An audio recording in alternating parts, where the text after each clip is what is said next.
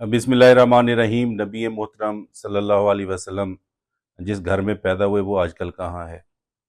नबी मोहतरम जिस घर में पैदा हुए उसे अल मौलिद कहा जाता था, यानी आपकी जय पैदाइश, और ये मक्का के करीब था।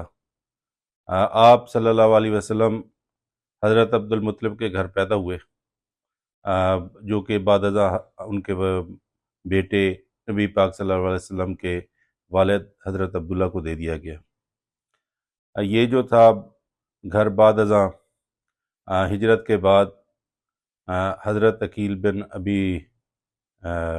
अबू तालिब के यहाँ रहा, कि कस्टडी में रहा। लेकिन आजकल ये घर कहाँ है? हुआ ये कि मक्का जो था एक बड़ा छोटा सा इलाका था, और उसकी आबादी उस दौर के अंदर एक अंदाज़ा ये है कि 10,000 के करीब थी। और आज आप देखें तो लाखों लोग मक्का मुकरमा में हज और उम्रा के लिए जाते हैं, जिसके लिए जगह की कमी है, जिसकी वजह से तमाम तारीख़ी इमारतें जो हैं वो मिसमार करके उनके ऊपर उनको मस्जिदुल हराम के अंदर शामिल कर लिया गया है। नबी करीम सल्लल्लाहु अलैहि वसल्लम की जय पैदाइश जो है वो अगरचे मस्जिद हराम के अंदर बिल्कुल नहीं आई, उसके करीब ही है, लेकिन शायद उसमें आ ही जाए।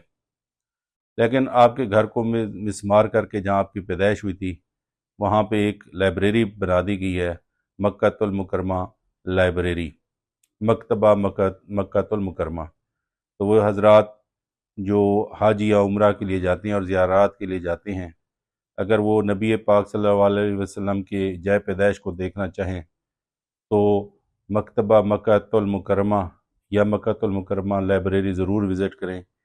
यही वो जगह है जहाँ पर नबी पाक सल्लल्लाहु अलैहि वसल्लम पैदा हुए। Thank you very much.